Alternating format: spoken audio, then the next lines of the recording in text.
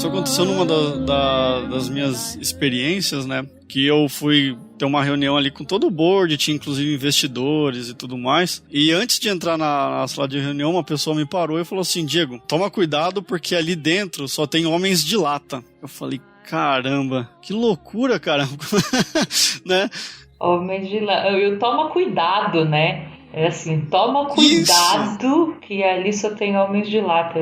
Não, a cultura do medo já tava ali enraizada, né? Então eu falei, caramba, cara, como é que eu posso quebrar isso, né? E realmente foi uma experiência bem complicada pra mim, no qual até cheguei a repensar assim, cara, será que eu gostaria de trabalhar agilidade com essas pessoas? Será que aqui é onde eu vou me sentir bem investindo o meu tempo, o meu esforço aqui, né? Porque eu acredito muito que na agilidade a gente constrói uma cultura no final do dia, né? Então, e essa cultura cara, assim, tipo de colaboração. Não tem como a gente fazer sem a gente demonstrar vulnerabilidade e agradecer as outras pessoas no nosso dia a dia. Eu acho que isso é o que deixa a nossa experiência mais bonita dentro de uma organização. E, cara, foi uma experiência muito complicada, porque ali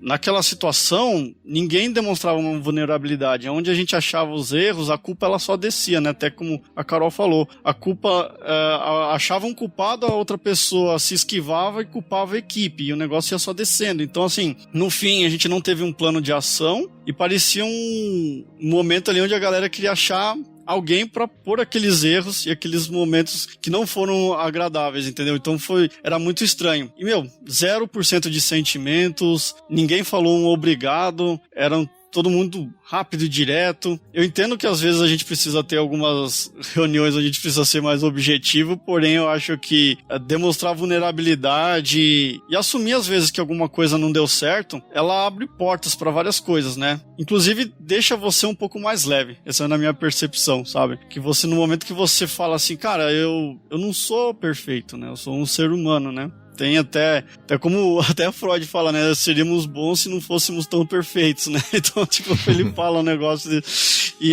eu acho isso interessante, porque a gente, acho que até que a sua provocação, Carol, que você falou da parte lá de, conforme a gente vai aumentando, subindo na hierarquia organizacional, a gente não pode errar, a gente tem uma responsabilidade e tudo mais, às vezes a gente se blinda disso, né? E você realmente começa a se comportar como um homem de lata, porque realmente o que eu entrei ali foi o que o cara me esclareceu. Ele falou, cara, só tem homem de lata lá. Eu entrei lá e vi isso, cara, porque realmente não tinha sentimento, não tinha nada ali, né? Só um apontando pro outro. Muito bom. Então, cercados de homens de lata, no caminho dos tijolos dourados, em direção a Oz, é que a gente começa esse episódio do Love the Problem. Solta a vinheta, Léo! Olá, seja bem-vindo ao Love the Problem, o podcast oficial da Knowledge 21, ou K21 para você que já é da família.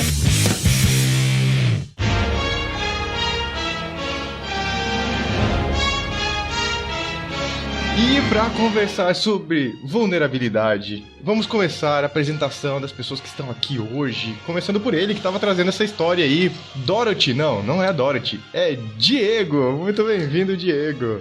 Opa, fala Panda, Carol, obrigado aí pela oportunidade, pelo espaço. Bacana estar aqui. Primeira vez que eu gravo um podcast, friozinho na barriga, normal, mas acho que vai ser bacana. Cara, trabalho na área de tecnologia da informação desde 2006. Comecei como programador, fui para a área de QA, virei coordenador de QA. Em 2018 vim para agilidade, então tô aí. Então trabalhei com agilidade no início lá na Dafit e agora tô aqui no PicPay. Beleza, muito bem-vindo, Diego. E ela, Leonina, que não é o leão sem coragem. Carol Cervejante, bem-vinda novamente, a casa é sua. Ai, como eu amei essa apresentação do Mágico de Oz, achei perfeito.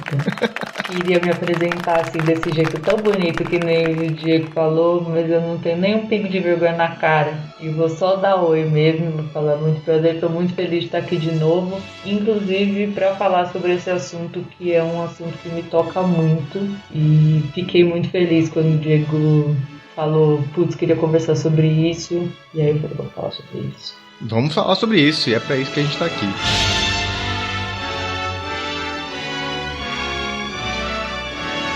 Então, pra quem tá aqui, chegou nessa história de homem de lata e sem coração, o que a gente tá falando aqui, por que a gente tá falando disso tudo, né? O Diego mesmo, ele que incentivou a gente a gravar esse episódio, então estamos aqui por causa do Diego, uma salva de palmas pro Diego, bota aí, Léo. Pra trazer esse tema tão relevante, né? E eu tô vindo numa sequência de episódios, tenho gravado sobre algumas questões mais referentes ao universo de pessoas, de gestão e tudo mais. Então, quando veio essa proposta pra gente falar de vulnerabilidade na alta gestão, eu falei, é isso, vamos que vamos. Porque tá uma sequência muito legal de alguns episódios aqui. Se você nos acompanha aí semanalmente, já rolou sobre CNV, a gente já falou sobre conflito, a gente já falou sobre gestão horizontal, então tá vindo aí uma sequência de alguns episódios com esse tema mais relacionado com o universo de pessoas, né? Aqui a gente chega num ponto muito maluco, né, sobre vulnerabilidade, assim, porque a gente conversa bastante sobre isso, eu e o Carol, a gente já conversou muito sobre isso, inclusive tem o podcast Vamos Fazer Diferente, que fala muito sobre vulnerabilidade. A gente falou bastante no Pontes Elefantes, quem nos ouve no Pontes Elefantes também, sobre integralidade, isso passa por um universo de falar de ego, para falar sobre vulnerabilidade e tudo mais. Então, é um tema muito importante pra gente, né, como indivíduos. Mas o que me chamou a atenção nessa sugestão do Diego foi a alta liderança. Tipo, como a gente faz essa nossa relação, a gente aprende, a gente discute e fala sobre vulnerabilidade aqui, e quando isso nas nossas organizações chega na alta gestão, né? Como essa relação sobre vulnerabilidade com a alta gestão. Para mim, nossas conversas nesse núcleo de agilidade, nas comunidades que eu participo, e quando a gente fala dessas questões mais de pessoas, a gente acaba falando pra gente como indivíduos, até como agentes de mudança, por exemplo. Em alguns momentos a gente consegue falar sobre sistemas com pessoas que estão no cargo de gestão. São as pessoas que acabam participando da comunidade e tudo mais. Mas muitas vezes esse não é um canal de comunicação direto. Então a gente poucas vezes fala diretamente com pessoas que estão na posição de gestão ou pessoas que estão na alta liderança de uma organização. Então se você aqui que está nos ouvindo gestora, está na alta liderança de alguma organização, manda uma mensagem pra gente lá no nosso backstage, k21.link/lovetheproblem, vai ter o cardzinho lá desse episódio aqui, vai ter o card do Diego, o card da Carol já tá por lá há bastante tempo também, e conversa com a gente, fala um pouquinho da experiência de vocês na gestão, a experiência de vocês com esse tema de vulnerabilidade, vem conversar com a gente lá, a gente estende a nossa conversa daqui pra lá também. Falei pra caramba, dito tudo isso, acredito que temos um contexto pra gente conversar aqui, e eu queria ouvir de vocês. O Diego trouxe essa experiência aí, dessa situação, né, da tal da reunião dos homens de lata. Inclusive tem aí, vou dizer que tem uma coisa aí no Homem de Lata, que tem a palavra homem nessa história aí, e esse negócio com vulnerabilidade, tem uma parada aí da nossa estrutura machista, tem um rolê aí, quem sabe a gente pisa por lá em algum momento. Mas que outras experiências surgiram aí na nossa relação com alta liderança, com gestão e essa questão sobre vulnerabilidade? De outras experiências, acho que centenas, assim, eu consigo citar algumas experiências que eu passei que estavam diretamente relacionadas com essa ausência de vulnerabilidade da liderança. E aí, isso que a gente está falando agora até me conectou com uma outra coisa, que é o quanto o fato de uma pessoa não demonstrar vulnerabilidade facilita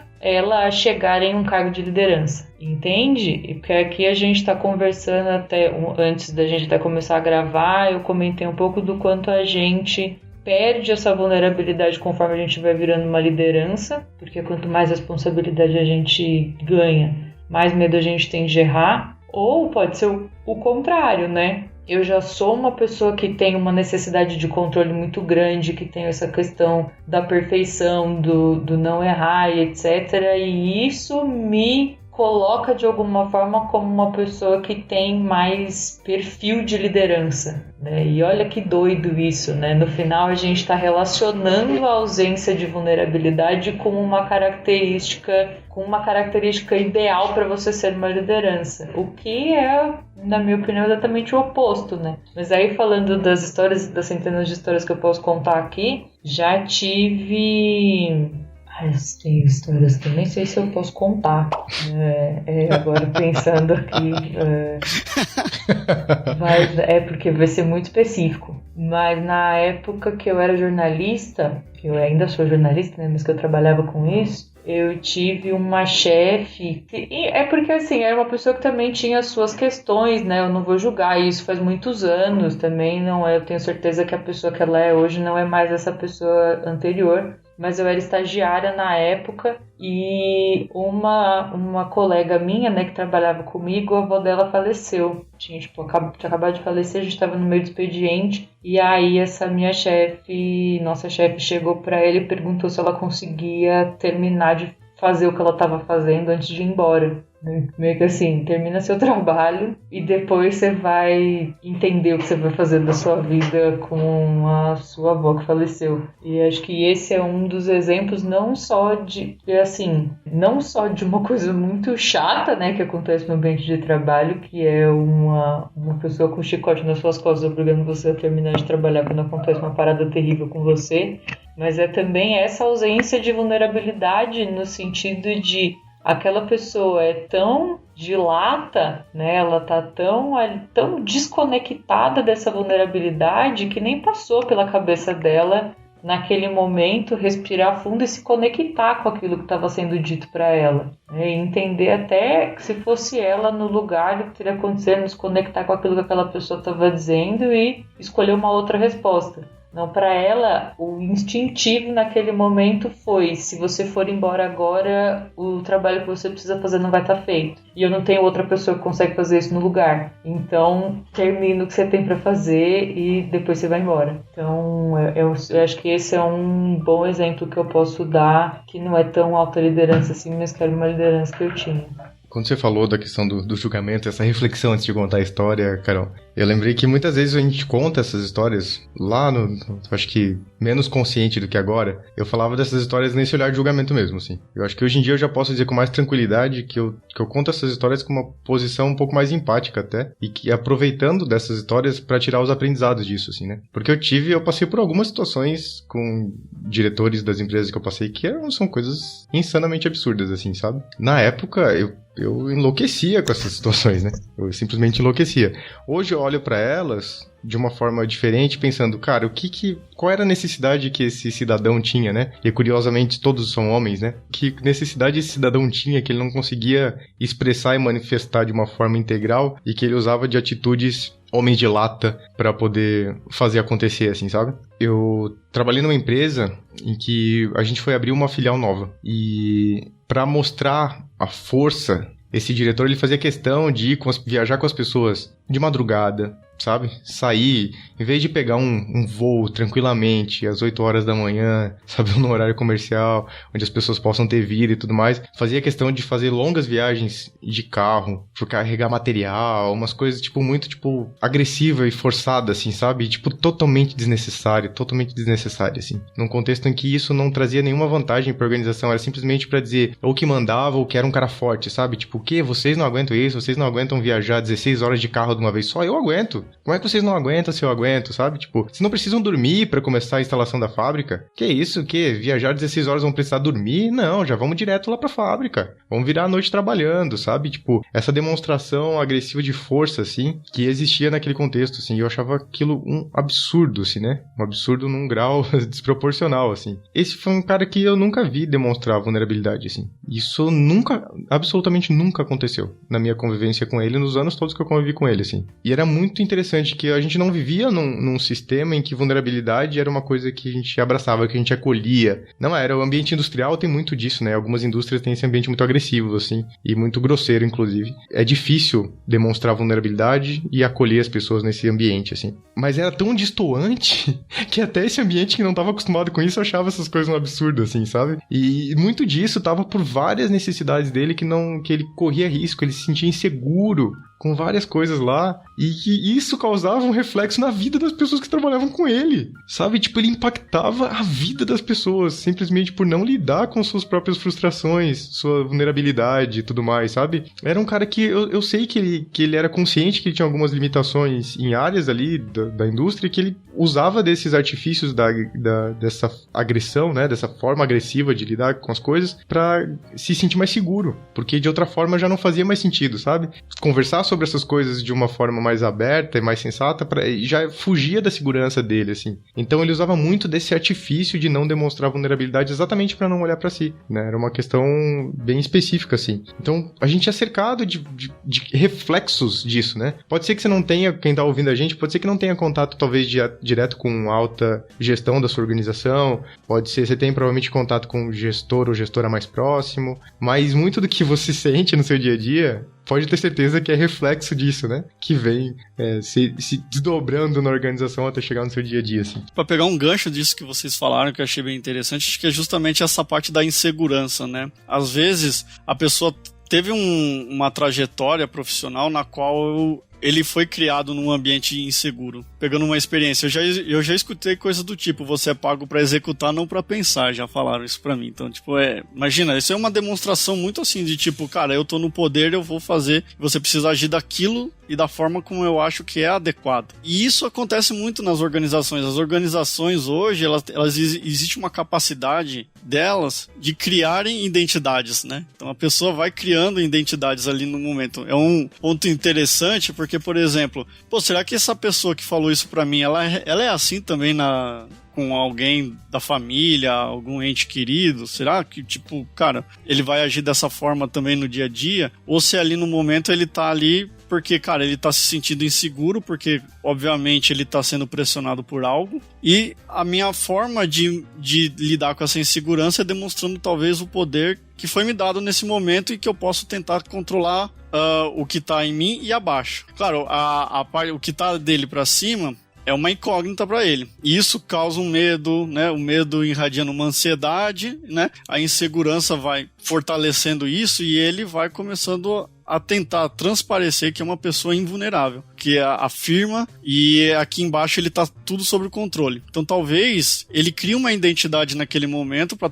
transmitir para a equipe o momento dele, que é de não sou vulnerável, as minhas decisões estão corretas e eu tô fazendo isso, apesar de vocês não gostarem, ainda é pro bem de vocês, digamos assim, algo desse tipo, entendeu? O que vocês acreditam que seja uma consequência, ou quais as consequências de lideranças que não são vulneráveis? Consequências para as pessoas que estão, para o indivíduo e para as pessoas? Para as pessoas, para os outros, assim, acho que a gente explorou um pouco aqui o que está por trás dessa ausência de vulnerabilidade, né, dessa inabilidade de demonstrar vulnerabilidade na liderança. Aí queria saber de vocês o que vocês acham que é um impacto dessa ausência de vulnerabilidade, tanto para o negócio, que a gente está pensando aqui em empresas, né, quanto para as pessoas que estão em volta dessa liderança. Para mim eu vou puxar pelo caminho mais indireto, talvez. Eu acredito muito no impacto disso pro negócio, Carol. Tipo, eu acho um impacto forte mesmo, assim, porque muitas dessas coisas têm uma relação com o risco, né?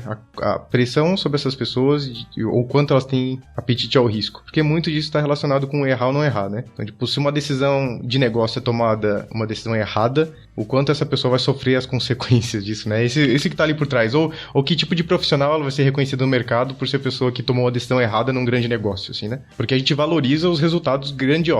Então, uma empresa que teve um IPO de sucesso, que teve muito dinheiro ali na bolsa, conseguiu muito investimento, e eu estive lá no board dessa empresa, então eu sou uma pessoa que tem na minha carreira um resultado de sucesso. O contrário não é bem visto, né? O aprendizado de uma falha não é bem visto. Então, o nosso mercado, talvez, que olha muito para essa questão de resultado, especialmente resultado financeiro, acaba valorizando esse comportamento. É a métrica moldando o comportamento ali, né?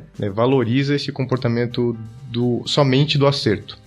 Então, para mim, diminui o apetite dos negócios a um risco, a encontrar uma oportunidade, inclusive fora daquele negócio, uma oportunidade que possa alavancar de forma exponencial os resultados daquela empresa, porque a pessoa vai tender a tomar decisões que estejam baseadas em grandes certezas. E grandes certezas, elas são proporcionais ao medo dessa pessoa, né? Então, quanto mais medo eu tenho, mais certeza eu preciso. Quanto mais certeza eu precisar, maior meu índice de inação, talvez, né? Talvez eu dê menos passos. Então, para mim, existe um risco grande de negócio. Eu numa palestra, eu ouvi um caso bem interessante que fala sobre o quanto o medo pode limitar as organizações, né? Ele contava uma história de alguém do board de uma empresa, em que era uma pessoa que alavancava os negócios, que era uma pessoa que fazia o negócio acontecer e tudo mais. Essa pessoa tinha dentro dela o medo de que ela não conseguiria fazer isso em outro lugar. Então essa era a única opção de carreira dela, assim, né? Tipo, quem tá mais na alta liderança, menor é a chance de você ter cadeiras semelhantes a essas, né? Quanto mais você sobe numa hierarquia tradicional de uma organização, menor a quantidade de cadeiras disponíveis no mercado pra você sentar ali. Então essas pessoas nesse lugar, eu contava essa história, que desse cara nesse lugar tinha muito medo, porque ele não tinha um plano B, ele não tinha uma segunda opção. Então o que o cara fazia? Era totalmente apegado e enraizado, e aquilo ali era do domínio dele e tudo mais. E aconteceu de ele ser demitido. Ele simplesmente ser demitido. E o fato dele ser demitido fez com que ele entendesse que nem sempre vai ter um plano B. E que ele consegue seguir na sua carreira, inclusive, sem ter esse plano B. Então, quando ele saiu da empresa, ele achava, bom, beleza, minha carreira tá indo por água abaixo. Mas aconteceu um movimento muito interessante, porque ele era um ótimo diretor, né? Então, as pessoas começaram a entrar em contato com ele, os clientes falando, pô, fiquei sabendo que você saiu da empresa, que triste que você saiu da empresa, que perda pra empresa e não sei o quê. As pessoas que eram...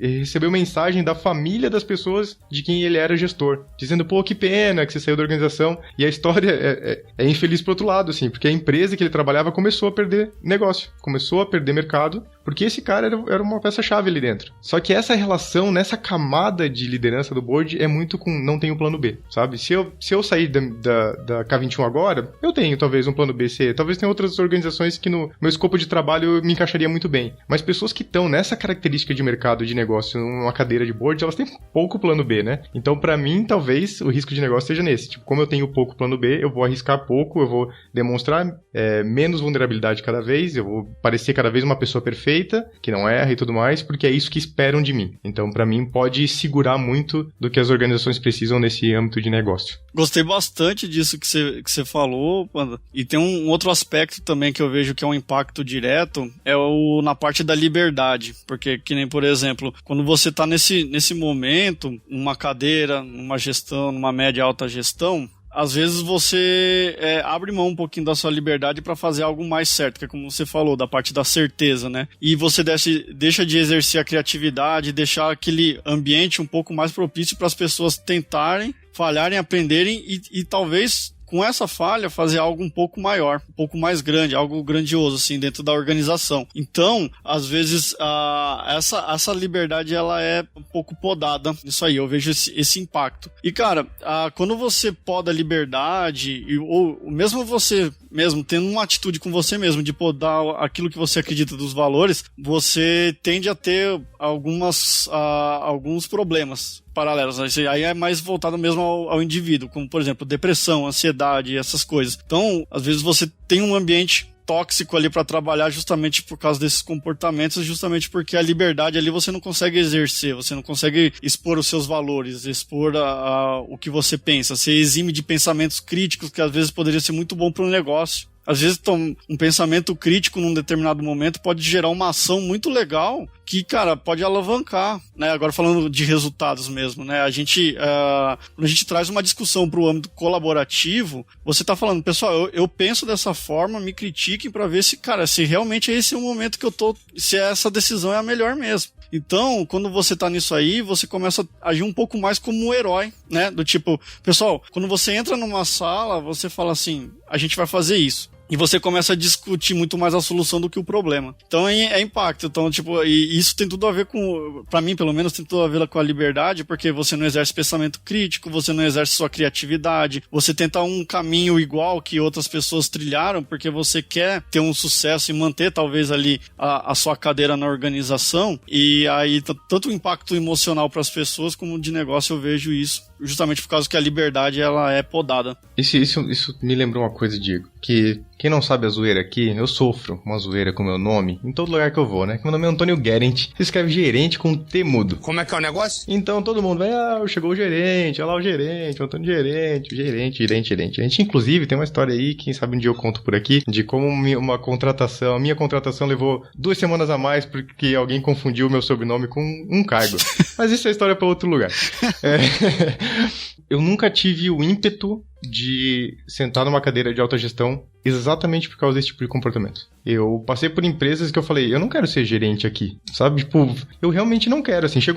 Teve numa das empresas que eu passei, chegou esse momento. O gerente tinha sido demitido. O gerente demitido. Falou, opa, cadeira tá vazia, né? Isso aí, ó. A disputa pela cadeira e tudo mais. E daí começou uma coisa assim, tipo, quem que vai ser? Vamos contratar alguém? Vamos promover alguém? E daí alguém me perguntou, pô, você não tá afim? Eu falei, eu não.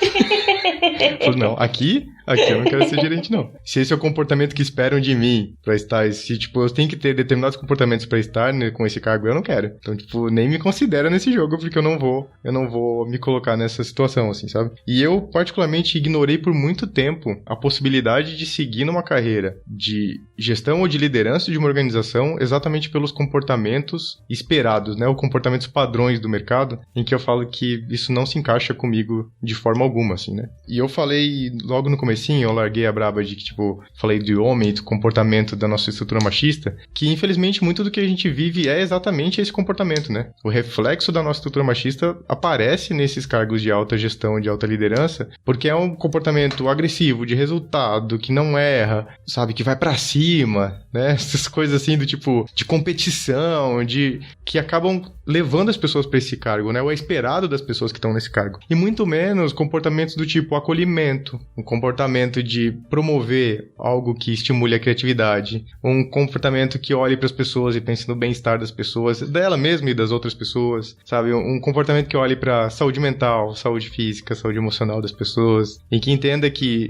as pessoas precisam estar num ambiente seguro para darem o seu melhor, que contrata exatamente por braço, igual o Diego trouxe agora há pouco, assim. Não te contratei para pensar, isso já tá atrasado 5, 6, 7 décadas.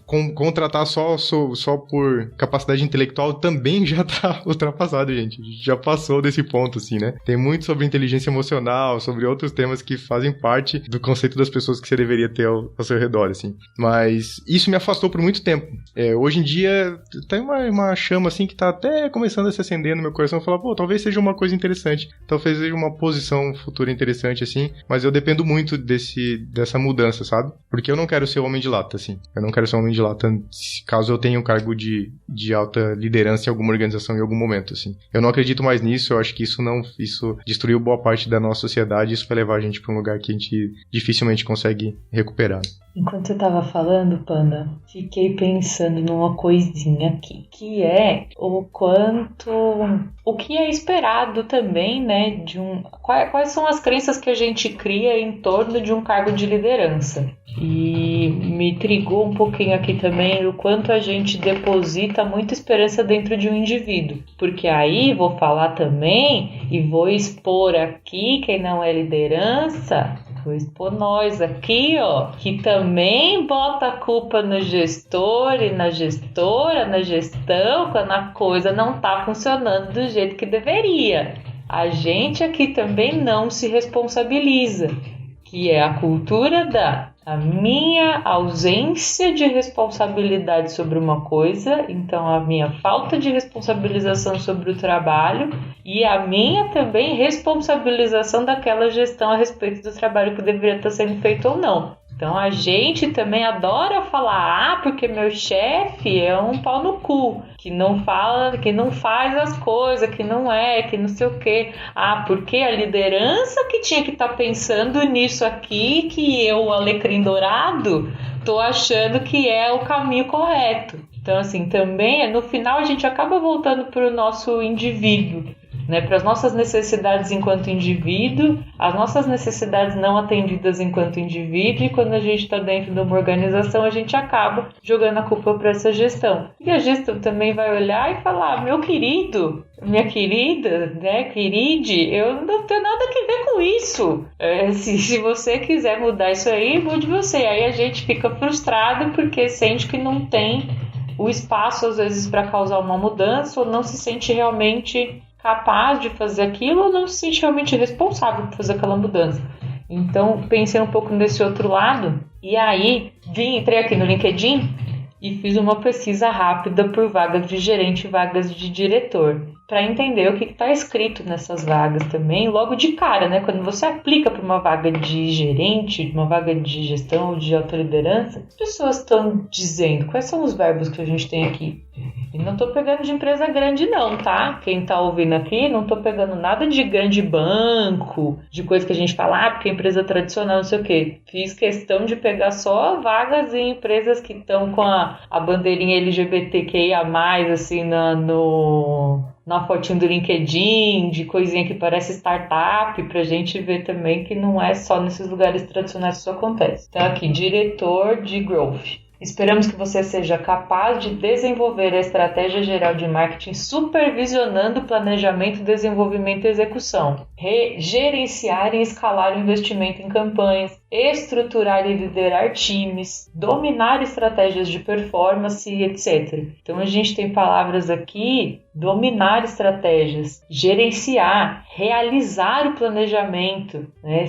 Estruturar e liderar times. Então é tudo assim, essa é tua responsabilidade, é você que vai fazer isso. Então aqui a gente já conta essa história, que é quem tem que fazer isso é você. E se você não fizer isso, tá aqui no teu job description. Se você não consegue fazer isso, eu sinto muito, você tem que ir embora. E aí de você se tentar construir isso em conjunto também com outras pessoas. Então a história que a gente acaba se contando e a história que esse imaginário que a gente cria aqui, ela já está contada aqui. Então a gente tem gerente, entender profundamente o negócio, gerente de pessoas e cultura. Essa vaga que eu peguei aqui, que em tese, estou pensando aqui, né, tinha que dar uma colherzinha de chá, né, porque RH já é uma pessoa, quem está escrevendo a vaga, de repente deveria estar preocupada, né? Aí a gente fala aqui, requisitos, assegurar a implementação da estrutura organizacional e propor adequações, assegurar a implementação da estrutura organizacional, que eu não sei nem qual é,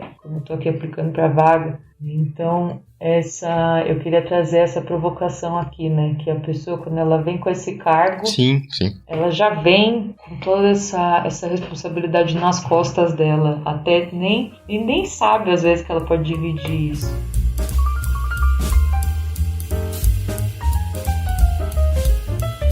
Uma coisa que é engraçado, Carol, o desenho que ficou na minha cabeça você lendo essa descrição. Eu imaginei, tipo, uma pessoa... Sabe aqueles negócios de desenho onde, tipo, tem uma pessoa na plateia e tem um monte de cabecinhas assim que, tipo, você não consegue identificar se são pessoas, etc. Sabe, que ficam... Os Mzinhos, assim, né? Tipo do Pica-Pau, sabe?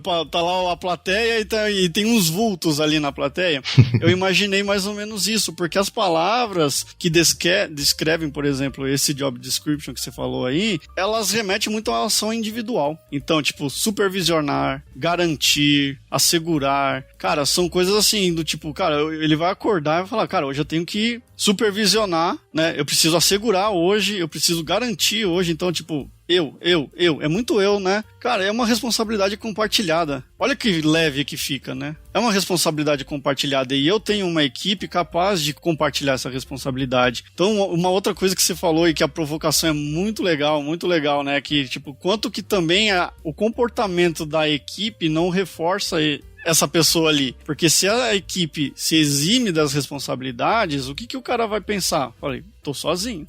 Então eu preciso coordenar, eu preciso supervisionar, eu preciso garantir. Então aí, tipo, quando você traz para um lance assim, pessoal, tô com um problema aqui, vamos pensar juntos. Cara, é uma leveza, sabe? Até eu me sinto leve falando isso aqui, porque quando você percebe que, tipo, é uma responsabilidade compartilhada, fica muito mais interessante, você abre pra colaboração, você exerce a criatividade da sua equipe e você não precisa se sentir inseguro. A insegurança, ela tende a diminuir, porque você tá compartilhando aquilo com as pessoas e as pessoas vão dar ideias. E vai rolar brainstorming, vai rolar conversas e, uma hora vai sair alguma coisa interessante. Vocês vão testar e vão colher os resultados. Eu acho que isso é importante, a compartilhar essa responsabilidade. E que às vezes até no job description fala que tipo, a responsabilidade é de um indivíduo, né?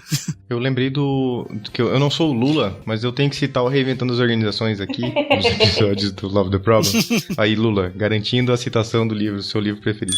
Tem uma das histórias que, se não me engano, é da Favi, que conta uma situação onde o CEO lá precisava resolver uma questão de receita da empresa. A empresa não ia durar, não tinha mais dinheiro. Tinha dinheiro, inclusive, para pagar os salários. Não ia ter dinheiro para pagar os salários, né? E o fato de ser uma organização horizontal, não existia algum cargo de gestão ali no meio do caminho que fosse resolver esse problema. E ele, como CEO e como a única pessoa da alta liderança, é a única pessoa que estava ali com se existe alguém para pedir ajuda para resolver esse problema, era para esse cara. Ele poderia ter usado de um formato tradicional, dizer assim, beleza, eu assegurar é comigo, né? O decidir, o definir é comigo, então eu vou dizer o que vai acontecer. Eu posso, sei lá, demitir metade da empresa e tá tudo certo. A gente garante o salário do restante da empresa e o negócio não importa. Eu tenho que tomar essa decisão é minha, né? E ele pegou um caixote de madeira, foi lá pro meio da fábrica, botou o caixote de madeira, subiu no caixote e falou, galera, chega aqui, vamos conversar. E o negócio foi o seguinte, a situação é essa, a informação é essa, os dados financeiros são esses, eu não sei o que fazer. Esse não sei, pra mim, é a parte mais relevante dessa história, assim, sabe? Quantos ambientes permitem que uma pessoa que tá na alta liderança responda não sei? Tipo, não sei te responder isso agora. Talvez eu consiga te responder na semana que vem, me dá um tempinho, sabe? Vou refletir, vou pensar, vou explorar, vou ver o que eu sinto quanto a essa decisão, o que eu conheço, mas raramente o não sei é visto como uma resposta aceitável. E naquele momento o cara fez isso, né? Eu não sei. Ele era a única liderança possível de decidir algo na fase. E quando ele se colocou nessa posição de vulnerabilidade e muito exposta, né? Porque ele subiu no caixote no meio da produção e era ele lá e todas aquelas pessoas olhando pra ele.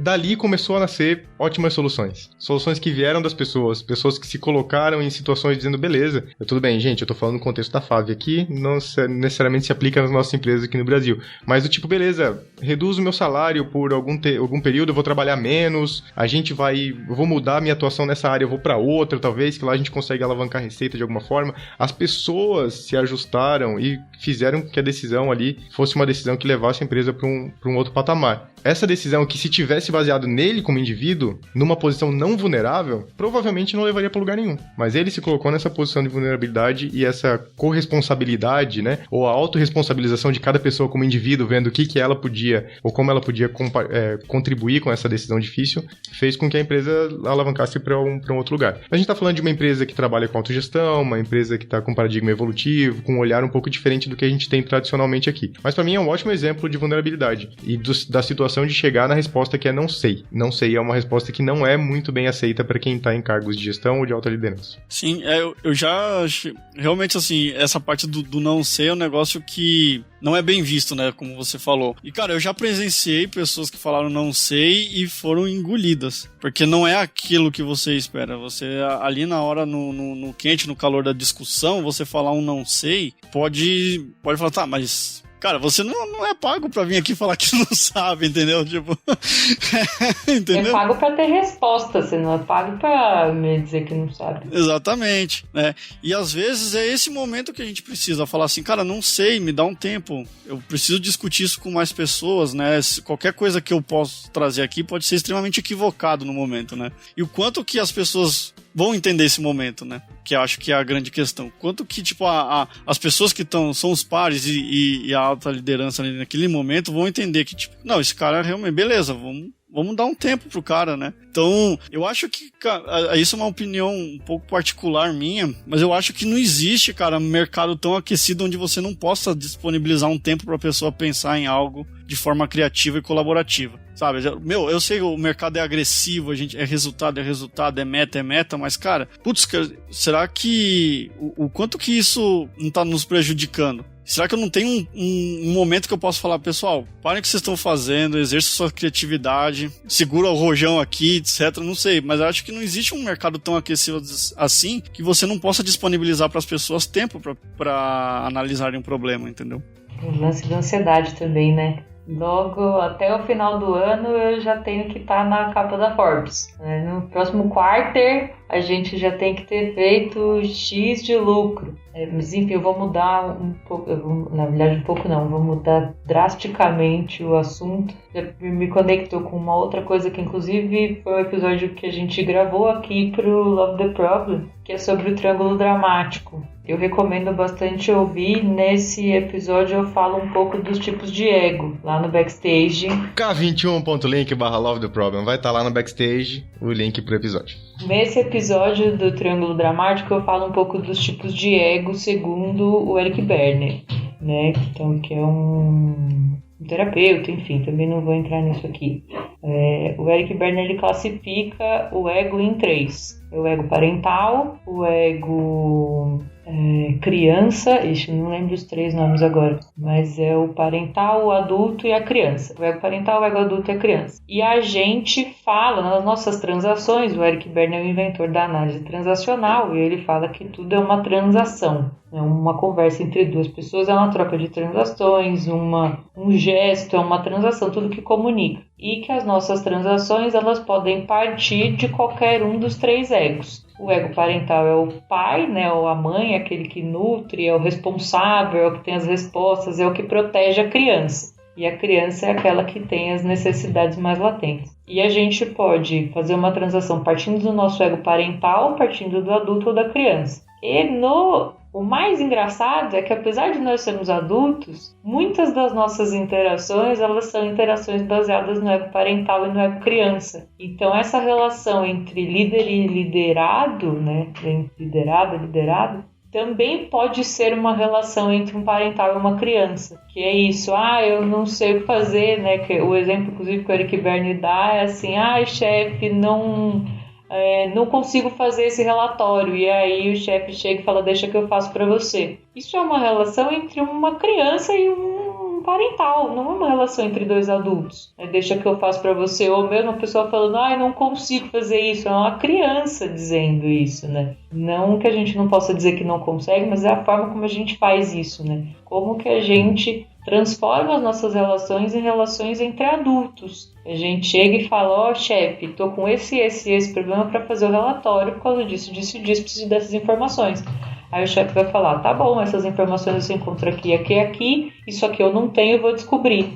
Pronto, já é uma relação diferente. E aí, quis trazer isso aqui pra gente também pensar um pouco nisso, né? No quanto a gente pauta as nossas relações em busca de alguém que nos salve quando a gente está numa posição de não líder, né? E o quanto a gente, na posição de líder, assume esse papel daquele que vai salvar e daquele que está ali para ter as respostas e que é paternal e que é maternal. A gente fica nesse ciclo, né, Carol? Então, a gente vai alimentando esse ciclo. Toda vez que eu me comporto nesse ego criança ou infantil, que eu tenho as necessidades dessa forma assim, e que eu transfiro isso pra alguém, essa pessoa vai me responder, vai me nutrir e eu vou fortalecer essa relação, né? Então, quanto mais a gente sair dessa relação parental, infantil, pra uma relação adulto-adulto, é que a gente vai conseguir quebrar um pouco desse ciclo, assim, né? E a gente é alimentado numa estrutura em que mantém essas relações, né? Eu tenho um problema, eu levo pra minha gestão. Tenho uma dificuldade, eu levo pra minha gestão. Eu tenho alguma decisão pra ser tomada e eu não sei o que fazer, eu levo pra minha gestão. E essa pessoa, na verdade, acaba seguindo num caminho de decide por mim. Porque ela é cobrada de outra coisa também, de quem tá acima numa estrutura tradicional, assim, sabe? E a gente vai mantendo esse ciclo insano, se alimentando e seguindo, né? Curiosidade à parte, eu agora não tenho mais nem gestor, nem gestora, né? Autoresponsabilização na veia, na K21.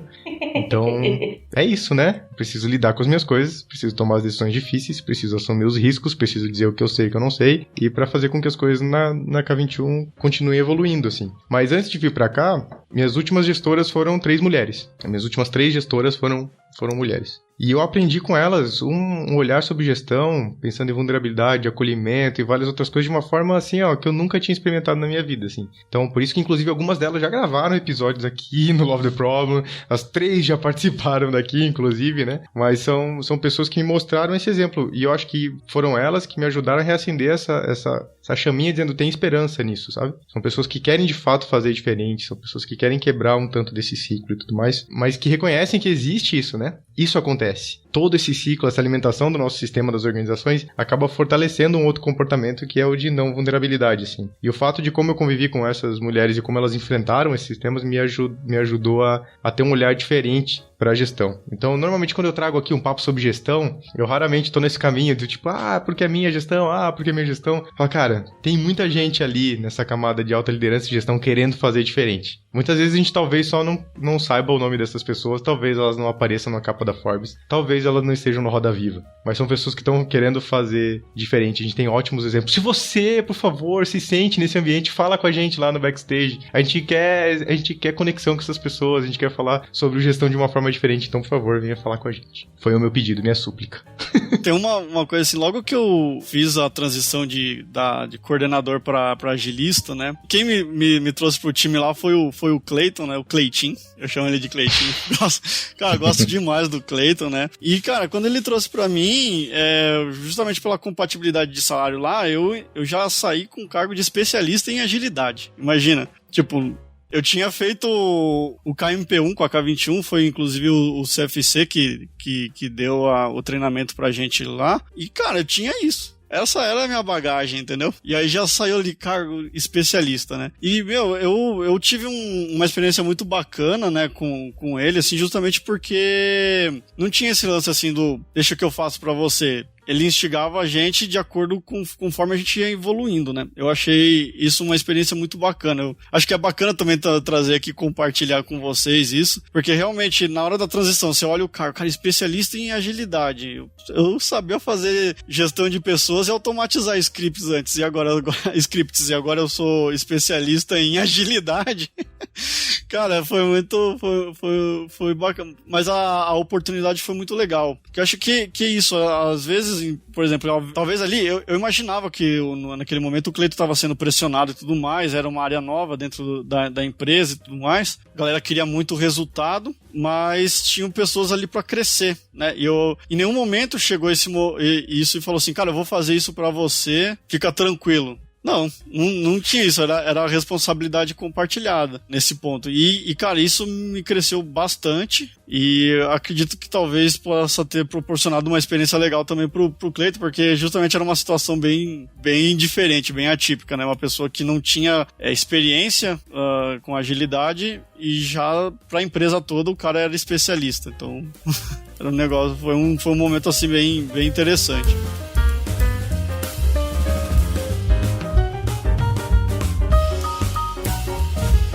Queria fazer uma provocação aqui, Panda, pro Love the Problem, de repente fazer uma continuação desse episódio trazendo pessoas que ocupam cargos de alta liderança, né, e pegar até esse depoimento dessas pessoas, tá? Porque eu acho que aqui a gente trouxe muito mais a nossa relação com a ausência de vulnerabilidade das nossas lideranças e o quanto foi melhor a nossa experiência quando a gente lidou com lideranças mais vulneráveis. Então, acho que até pra gente trazer o outro lado aqui, né? E fiquei pensando um pouco assim, tava pensando nisso, né? Poxa, seria legal se a gente trouxesse liderança aqui pro Love the Problem pra falar sobre esse assunto. E eu sei que o Diego já ocupou cargos de liderança na vida dele, não sei se ele quer falar um pouco sobre isso. Eu já ocupei o cargo de liderança uma vez na minha vida, quando eu fui editora, ainda quando exerci jornalismo, né?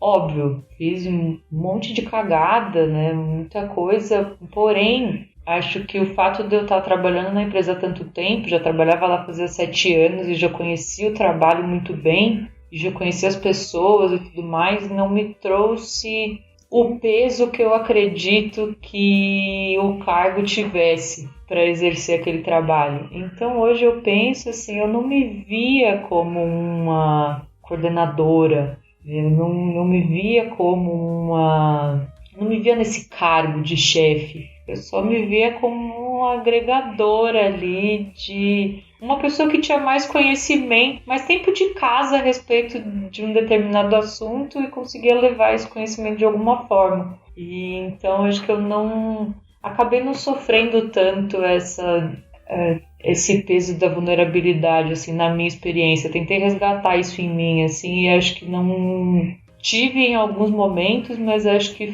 foi a época da minha vida em que eu fui mais vulnerável. Aliás, foi na época em que eu estive numa liderança. Quando eu fui coordenador de QA, né? Então a transição foi rápida e foi curto e grosso. Chegaram lá, tinha saído a gestora atual, e aí me colocaram numa sala e falaram, agora a equipe é sua. Aí eu falei, legal, Tipo, tinha 6 pessoas ali, eu falei, meu Deus, o que eu faço com esse pessoal aqui? Eu não sei.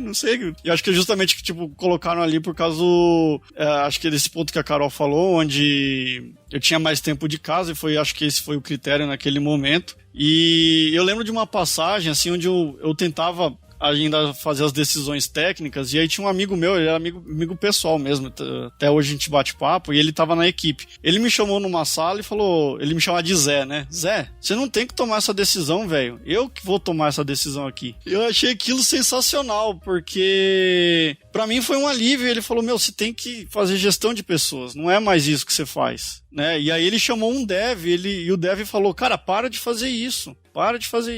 Me colocaram numa sala e me deram umas porradas lá, e foi muito legal, porque naquele momento, tipo, eu me senti extremamente vulnerável, a galera falando assim, a gente tá tendo mais conhecimento que você pra tomar essa decisão técnica. E aquilo lá me deu um medo, sabe? E a conversa foi, assim, sensacional, porque eu saí de outra pessoa daquela sala lá, porque, tipo, tava o Dev, tava o Sakai, depois chegou outro especialista da minha equipe, e, tipo, eu acho que a galera já devia estar de saco cheio de eu tomando a decisão técnica, e falaram pra mim, cara, não é você que vai fazer isso, entendeu? É a gente. E ali eu percebi que eles estavam pedindo um voto de confiança, sabe? E eu saí daquela sala de uma outra pessoa. Foi um momento legal, mas assim, tipo, me senti extremamente vulnerável, porque justamente a galera de cima esperava aquelas respostas minhas, né? E aí agora eu tinha que trabalhar isso na equipe. E eu confesso assim, depois que eu fiz a transição para agilidade, eu não penso em voltar na gestão justamente pela pressão que eu sofria naquele momento e como eu era cobrado, né? Então, assim, hoje eu não penso. Eu tento, assim, cara,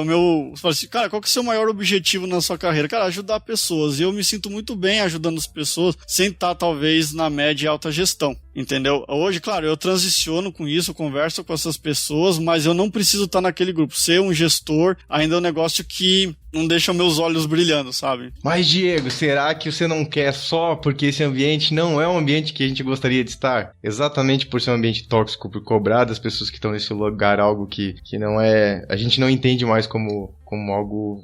necessário para nossa vida, assim? Será que a gente não alcançou simplesmente uma questão, um nível de consciência diferente de quem tá lá e que a gente consiga de fato explorar essas questões de vulnerabilidade e tudo mais, porque o ambiente que a gente tá agora nos proporciona isso, sabe? Uhum. Então é por isso que eu falo que hoje em dia eu olho para essas situações que aconteceram no meu passado com um prisma um pouco diferente, assim. Não porque eu estive lá, na posição dessas pessoas, mas agora vendo as organizações de uma forma mais ampla do que eu via há 5, 6 anos, eu entendo o quanto dessas pessoas também sofrem essa força e influência do meio, assim, né? Eu acho que esse é um tema, eu concordo com a Carol, vale a pena trazer pessoas que estão nesse cargo aqui pra gente falar disso com quem tá vivendo isso no dia a dia, assim, mas que ele precisa começar, essa conversa precisa começar em algum lugar, e eu acho que esse episódio de hoje é o começo dessa conversa. A gente precisa falar sobre isso, de fato, assim, sabe? E a gente precisa falar sobre isso dentro das organizações. A gente não pode falar isso só dentro dos nossos círculos de pessoas que talvez já consigam se expor um pouco mais, consigam viver de forma mais vulnerável, acolher e vivenciar um pouco disso, assim. Eu acho que a gente precisa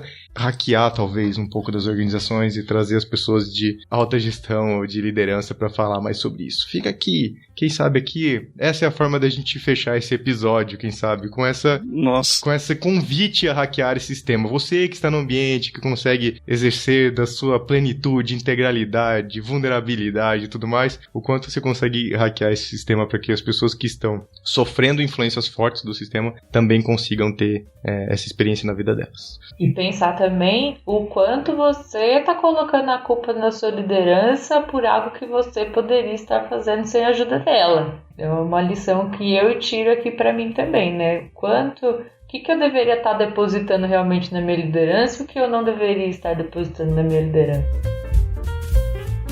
Muito bem, vamos então. Ela já deu o recado final dela, então, Diego, você tem alguma coisa que você queira falar pra gente fechar o episódio de hoje do Love the Problem? Olha, cara, foi uma conversa muito bacana, agradeço as provocações sensacionais, inclusive, acho que pra fechar o Love the Problem, assim, cara, talvez eu precise também dar uma olhada com outros olhos, porque, por exemplo, hoje eu tenho essa barreira, falo, cara, talvez a carga de gestão não seja algo que eu almejo, mas a gente tá mudando as organizações, a gente tá mudando, a gente tem essa influência aqui com a agilidade de mudar, construir uma cultura diferente? Será que, tipo, não seja talvez mais pra frente um momento onde eu possa me aventurar nisso aí e conhecer um outro lado que há muito tempo atrás eu não conheci? Então acho que é a grande sacada que eu tiro pra mim aqui. Eu agradeço imensamente pelas provocações, assim, com certeza saiu uma pessoa diferente do que eu era 1 hora atrás. Muito legal. Muito bom. Cara, ó, você de novo, vou passar a bola de novo pra você. Quer falar mais alguma coisa, dar mais algum recado, indicar alguma coisa?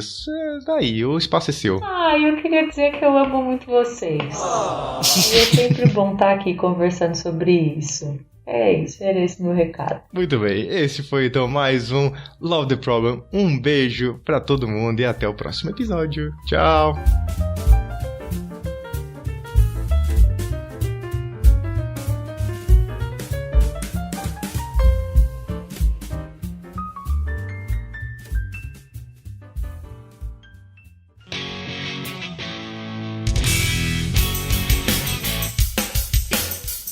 Você acabou de ouvir mais um episódio do Love the Problem. Esse podcast chega até você com o apoio da Knowledge 21. Confira mais um K21.com.br.